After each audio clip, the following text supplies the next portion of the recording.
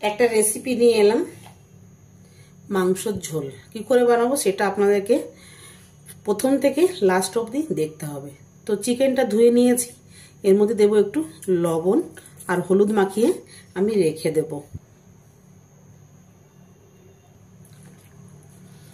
মাখিয়ে নিলাম, এবার আমি 5 থেকে 10 মিনিট রেখে নেব। আর কি মশলা নিয়েছি সেটা দেখিয়ে দিই। তো নিয়েছি টমেটো একটা, একটু শিমলা মির্চ, 4 টুকরো আলু, পেঁয়াজ, আর এখানে নিয়েছি দারচিনি, জিরা, 2টো এলাইচি আর গোলমরিচের গুঁড়ো পেস্ট করে নিয়েছি এখানে। আর এটার মধ্যে আছে রসুন আর আদা, আর এটা হচ্ছে লাল লঙ্কার পাউডার।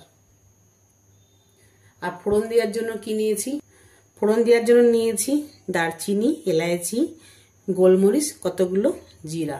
তো চলুন তাহলে শুরু করি। কড়াইটা বসিয়ে দিয়েছি, সর্ষের তেলে বানাবো আমি, বেশি করে সর্ষের তেল দিয়ে দিলাম। গরম হলে আলুগুলোকে আমি ভালো করে ভেজে নেব।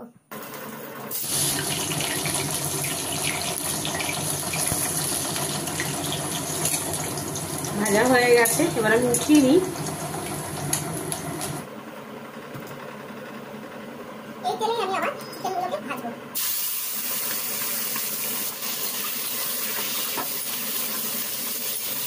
হালকা করে আমি চিকেনগুলোকে ভাজবো, বেশি ভাজবো না। উঠিয়ে নেবো আমি চিকেনগুলোকে। অল্প করে তেল দেবো।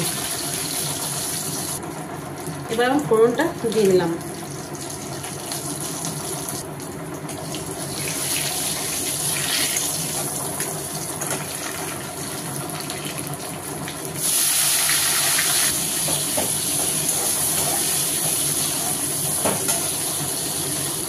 অল্প করে লবণ দিয়ে আমি ঢাকা দিয়ে দেবো।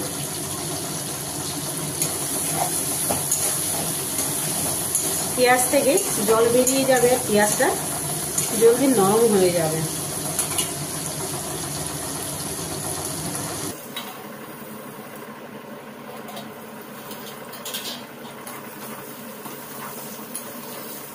এবার আমি মশলাটাকে দিয়ে দেবো।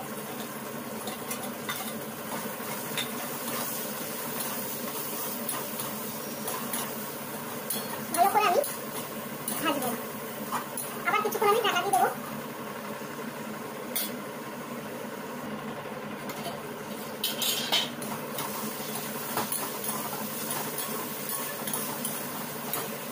টমেটো আর শিমলা মির্চটাও দিয়ে দিলাম।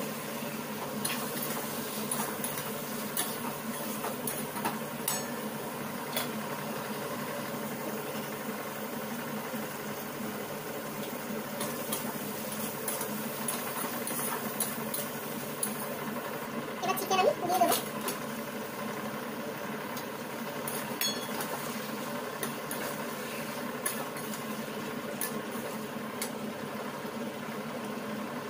লবণটাও দিয়ে দিলাম।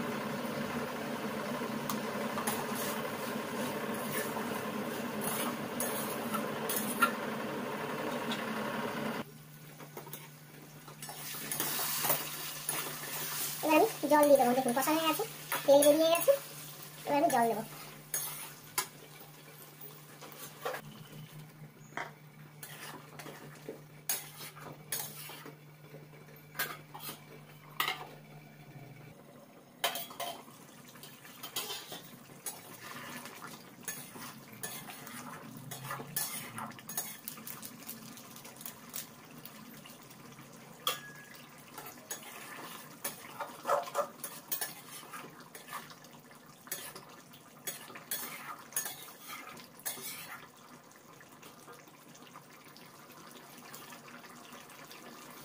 একটু ধনিয়া পাতা দিয়ে দিলাম নামাবার আগে। হয়ে গেছে আমার রান্না, এবার আমি নামিয়ে নেবো। ঝোল ঝোল চিকেন আমার রেডি। কেমন লেগেছে রান্নাটা অবশ্যই আমাকে কমেন্ট করে জানাবেন। নামিয়ে নিলাম, কেমন লেগেছে দেখুন, কালারটা কিন্তু খুব সুন্দর এসেছে।